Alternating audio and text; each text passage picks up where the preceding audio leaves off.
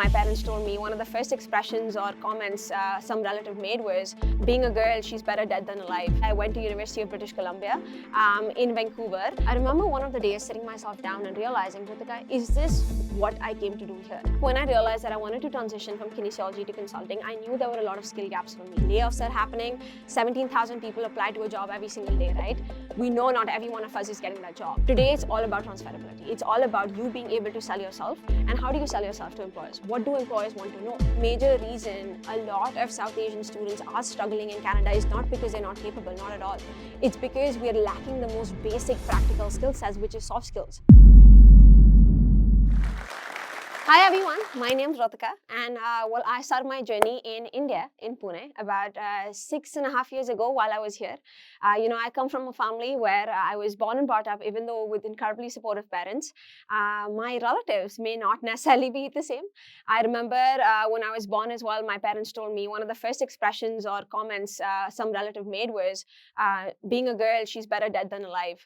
And I remember that comment is something that resonates very highly with me, and is something that I actually have written down in a notebook that I carry with me every single where, because I think it serves as that reminder to tell me how much I have to do to be able to prove myself and my capabilities. Because I believe with me, I just don't carry myself. It's so many of those 100 million girls in India who are always striving for those opportunities. And being one of the lucky girls out of the 40 million girls in India who don't receive access to education. And I was not only able to get access to education, but also travel abroad for those opportunities. I always knew I had to do something big about it. But, when I was 11, 10 years old, I wasn't that confident girl you would imagine me to be, right? Right now, when you're looking at me, you would think I was someone who was outgoing, who was just out there in the audience talking to people, but I wasn't that person. I was the most shyest girl you could speak to. I would always stand at the end of the crowd. Even when I went to events, I would always try and make sure I was in a corner so that no one saw me. And a big part of it was because while I was growing up, I had a lot of people surrounding me who just told me that I wasn't good enough. And a lot of their reasoning for me not being good enough was actually just my gender. And it was just because I was a female, right? And so from a very early age, I never expected myself to be someone who would be the founder of a company. That if someone told me that before, I think I would just laugh at them. And I remember having a lot of self-anxiety, a lot of self-doubt, a lot of self-rejection tendencies as well. Even when I was one of the toppers in my 10th grade at school here in India, I remember telling my parents, hey, I think they might have committed a mistake because I don't think I am one of the toppers, right?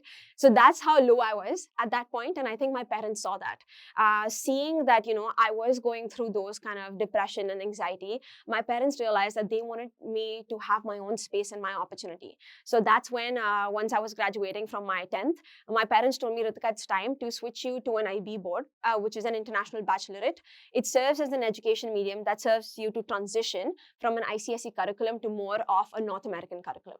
So I went to an IB school for the next 2 years, my 11th and 12th, and that was where this Ritika came into being. I started becoming a lot more confident because my courses and curriculums were a lot more practical based. I got the opportunity to showcase myself to the world. People were appreciating me for who I was and for who I was becoming, right? I think realizing that, hey, this space was influencing me in a good direction, I decided to move abroad to even further open myself and get more exposure. And obviously it was very stressful, trust me. I remember I was someone who couldn't sleep without my mom for a day. So I remember having that decision that, for the next 4 years, I may not see my mom, was definitely really challenging for me. But I think once we made that decision, I, just went on Google. I typed, hey, best country to study kinesiology in, and it came to be Canada. And within Canada, I searched up best university in Canada to study kinesiology, and it came to be UBC. So just knowing it was UBC, I went to University of British Columbia in Vancouver. Once I landed at UBC, the first day my flight came there, I was full of excitement and energy, and I was like, wow, this is going to be an amazing world out there. But the first realization that hit me was, wow, I'm alone as well, right? I realized that, my parents never came to drop me, unlike how other students' parents came. So I traveled all by myself, and this was one of my first trips by myself abroad. So that, I think, already was something very new. And I think another realization I had when I landed was how expensive Canada was. Right from the Starbucks cup that I bought on the airport to the cab that I booked to my university, I started realizing, and that guilt in a way started coming in already about, oh my God, this is so expensive. I hope I can actually make full use of this opportunity my parents are giving to me. Because, with me, there was this entire rock on my shoulders in a way of that burden ideology that was put in my head that, oh, you're a girl, you're a burden, this and that. And already all these expenses started, validating those things for me. But then I think I was trying to shift my mindset towards focusing on how can I start creating that return on investment in a way for my parents. So once I landed, I think the first things I started doing was looking for part-time opportunities. So I found 2 part-time jobs initially. I started working as a dishwasher, and I even started working as a server at a few pizza places and even events. And even though that was amazing, I was earning money, I was becoming financially independent. I was able to even send some money back home to buy my parents a few gifts here and there, and I was feeling amazing about myself. But I remember one of the days sitting myself down and realizing, Ritika, is this what I came to do here, right? It's great that I'm making money, but was this always the goal? Is this what future Ritika is? Is this all she is? And that's when I was like, no, she's a lot more than just this. So I think realizing that, what I've started doing is started exploring myself to different opportunities. Because one of the biggest things for me was that, when I came to Canada, I came with the idea that, hey, I want to become a doctor, right? Because I think for all of us who are South Asians, we know we're born and brought up with those ideologies ki life mein ya to doctor, engineer ya fir something else bano, right? And I came with the idea ki haan, doctor hi banna hai because I want to help people. But I think coming to Canada, I realized कि helping people ज़रूरी नहीं कि सिर्फ doctor ही कर सकता है. It lies for any profession out there. So I think realizing that, I started on my journey of self-exploration. And how did I start that? I started that by getting in touch with different non-for-profits and startups based out of Canada and in the US, and started getting experiences with them. So I worked in the healthcare space. I worked in marketing, for example. I even worked in kinesiology space, at the gym, for example, as a yoga instructor, etc. So I got my hands full in those different areas and experiences just to realize, okay, who do I want to become and what do I really want to do? And I spent the time figuring that out. And I think at the end of those 3 months, I realized that I want to be a consultant. And I completely fell in love with business. And I think realizing that, I started my journey of then transitioning careers. Because to my point, I was studying kinesiology at that point, right? And kinesiology is pre-med in Canada. And after that, most people go to pursue physiotherapy, etc., right? But my goal was different now. I knew that I want to go into business and specifically consulting. So I knew to make that transition happen, what I would need is experiences, because I did not necessarily have an education in business, right? So the only way I can make up for it is by getting those practical experiences and give employers outcomes for those experiences. So I started working as a freelance consultant for startups and non-for-profits in Canada, US, and the UK. I worked with about 5 to 6 clients, and initially I worked free of cost for them for about 1 to 2 months, right? Because I did not have experiences initially. So I think when I realized that I wanted to transition from kinesiology to consulting, I knew there were a lot of skill gaps for me, right? Because as you can assume in science, a lot of our careers and professions are extremely different. Even our curriculums did not necessarily give us the opportunity to practice or leverage some of those soft skills, which I knew I was lacking. So realizing that, hey, there was a gap in those skills in terms of those future job opportunities that I want and where I currently stand, I went ahead to create a plan on how can I actually create those opportunities and gain those skill sets that make me relevant for those future roles. Because I honestly believe it doesn't matter what education or background you graduate from. Today, it's all about transferability. It's all about you being able to sell yourself. And how do you sell yourself to employers? What do employers want to know? All they need to know is, hey, are you someone who has the experiences? Are you someone who has the transferable skills? And can you leverage these transferable skills and the experiences you have in practical contextual settings to create XYZ outcomes for them? Right? So once I realized, and I was able to really realize that that's the end goal, that's when I just started getting diverse experiences. So the way I started with that was I just started like cold emailing and messaging a lot of startups and non-for-profits, letting them know, hey, my name is Ritika. I'm currently a student. I have no experience in this space, but I'm a Gen Z, right? I know what your consumers want. So I also see you don't have a website, etc. And I can help you work on that for free for a month, right? Mention the timeline for a month. Once I did that, I worked with 3 to 4 non-for-profits in this capacity. And when I was ending that month, I helped them bring about a 50% return on investment. So either help them increase their followers by 50 to 75% in a month, or if they were revenue agencies, help them increase their revenues by about 35 to 50% in just a period of a month. So which were incredibly good returns for them, right? So realizing that, hey, I was able to bring good outcomes by leveraging my skills, I then sent them a message as we were coming towards the end of the the month, and I was like, hey, I know it's been a month. I know you can see the results I'm bringing you. Is there a possibility to now work in a paid capacity moving forward, right? And out of these organizations, there were a few who were like, yes, would love to have you on board, but the others who didn't have the financial capacity did not agree. So what I did was I used these 3-4 experiences, plugged it into my resume, leveraged them as opportunities to sell myself to employers, showcase why I'm capable for those high achieving opportunities, for those well-paying jobs. And I was able to convince people just through those experiences, right? A lot of people always wonder, Ritika, oh, I need corporate experience to get work experience. No, you don't, right? You can actually create your own experiences, and that's what I believed in. So once I created those experiences, I created a career for myself in freelance consulting initially. So I worked for 2 years in a freelance consulting position where I consult in startups and non-for-profits across Canada, the US, and the UK. I was charging them about $100 to $120 an hour, right? Which at that time, compared to what part-time jobs I was doing initially, which pay you about $13 an hour, was incredibly different, right? And that's when I realized, okay, wait a second, networking, personal branding, and you knowing how to communicate your value incredibly just switched the flip for me, right? Once I realized that, I gave up some of those part-time opportunities. I started working not full-time necessarily because I was a full-time student at the same time. I started working as this freelance consultant for 2 to 3 organizations while at the same time doing internships in relevant fields that I wanted to get into with other online organizations as well. So once I leveraged these capacities, what I started doing was setting up coffee chats and interviews with a lot of these different company portfolios, right? And I was able to now convince them for that transferability from kinesiology to consulting, because they saw how I was able to leverage the knowledge I built in kinesiology, the empathetic leadership that I built there, matched with the skills that I was able to build through those different experiences that I got, to really be able to leverage that in a contextual setting of consulting to bring them those XYZ outcomes that I brought those other companies as well.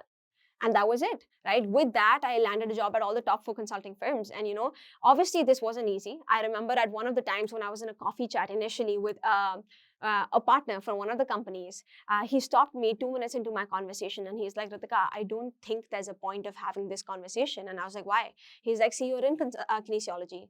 There's no way you're going to get into consulting. It's completely different fields. There's no point in us having this conversation. So let's just stop right here. And even without giving me the chance to actually, showcase myself, he cut the call, right? And 3 months after that is when all of these other things happened. And 3 months after that, I got a job offer from all the 4 different consulting firms. And when that happened, I sent a PDF copy of all those job offers to him to just let him know, hey, thank you so much for saying that no to me and cutting that call on my face. Because when you did that, that made me realize that I cannot let anyone else judge my capabilities. It's up to me, and I took the accountability to be able to create those opportunities for myself so that I can show to people what I'm capable of, because it's only me who knows that, not anyone else. So I think that was the biggest game changer for me. And eventually it was not just about landing that job, because trust me, anyone else can do that. Even any one of you listening here can easily do that. But what I realized was it was also about growing in the job you get into. It was also about making sure you get promoted in the jobs you get into, making sure you get the most competitive salaries, right? And the network that I developed initially was what helped me later on as well. Because once I got into the company, what I realized was a lot of the people within the company already knew who I was because of the networking I was doing. I had connected with almost everyone in my team within human capital consulting at Deloitte, right? So the fact that everyone knew me already when I was there helped me really get some of those opportunities and some of those projects which I really wanted as compared to everyone else, right? And it went from there to then me becoming a part of the Young Leaders Council at Deloitte, to then me becoming a part. And for those who don't know the Young Leaders Council, you basically get the opportunity to sit down with the CEO of Deloitte Canada once every 3 months to draft strategies and programs in terms of how the firm can advance their initiatives for the different SDG goals, right? And for a lot of people, they may not imagine that as something which is normal or common, right? I know for a lot of people, they were like, wait, aren't you just a business analyst? I was like, yes, I just am a business analyst, right? But for me, it wasn't just a business analyst. I was a business analyst with so much more for me to offer. And for me, it was about how can I be not just an employee, but something more than that, right? And I think it was that personal branding. It was that networking, making sure I tell people who I am, what are my capabilities, what are my visions, what are my goals, right? And how can I help them, right? Helping convey that effectively to them is what helped me not just land a job, but actually create a lot more opportunities for me, which people thought cannot come to someone as young as me at that age, right? I recently represented Deloitte Canada at the One Young Old conference also. And I was one of the youngest South Asian females to represent them. And I went when I was a business analyst, right? Until now, no one has gone in my position there, which again showcased how if you're someone who realizes your worth and you can convince someone else about your worth by leveraging those experiences and giving people evidences of those experiences and those outcomes that you can create, people are ready to create those opportunities for you, right? And I think that is what also led me to start my own non-for-profit, which was Redefine, right? Redefine right now is basically focused on helping a lot of those newcomers and immigrants, right? And we have empowered about 30,000 people till now globally, right? And we have a community of about 50,000 immigrants across Canada where we're helping them really motivate them and empower them by creating accessibility to tools and resources so that they can advocate for themselves. Because honestly, the major reason a lot of South Asian students are struggling in Canada is not because they're not capable, not at all. It's because we're lacking the most basic practical skill sets, which is soft skills, such as those of communication, public speaking, self-advocacy, right? We are not teaching them these things in our education curriculums, right? And that I realized was the biggest gap, which is why I wanted to start an organization that not only is based on those mindsets and values which helped me change my life, go from being someone who was shy, who was not confident about themselves, who tended to not talk about her experiences and her achievements, to then becoming someone who is now being a two-time TEDx speaker, right? Standing on different university platforms, etc.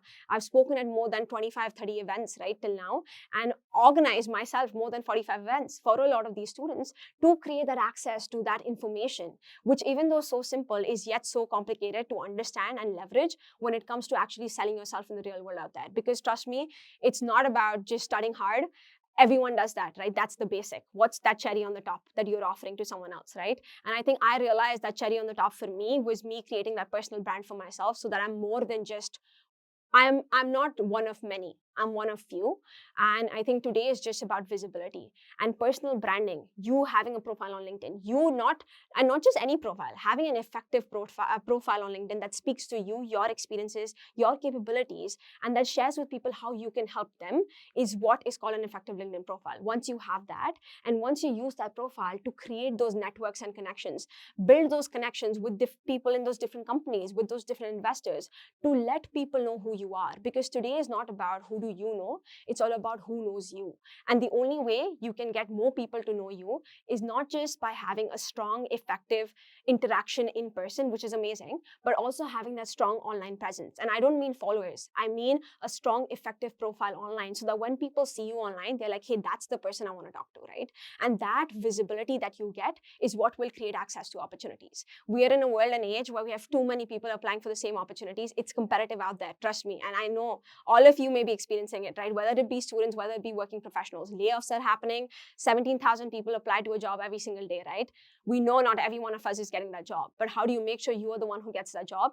It's no longer just your academics. It's no longer just those referrals. It's more about you creating that brand. And for that, you need to take out the time to understand what that brand is. And that's what not a lot of you are doing. I think what helped me get these opportunities is me taking out that time, even if it's a few minutes every single day, to reflect and realize, hey, is this what I really want to do? Am I doing this because I want to do it? Or am I doing this because my parents told me or because my friends told me to do it, right? Don't follow everyone else. Your journey is very different from everyone else's, right? Know that the track you run on is different, right? Based on your circumstances, based on your life situations, based on your family backgrounds. Each one of you face those different challenges and struggles, right? So because the track is different, obviously the race will look different, right? The pace at which you need to run the race, the length of the race is going to be distinct as well. And if you follow the way someone else is running the race, trust me, you're not going to get to the same location, right? Because your goal is different from someone else's. So if that's the major takeaway you can take away, is that just make sure to trust in yourself.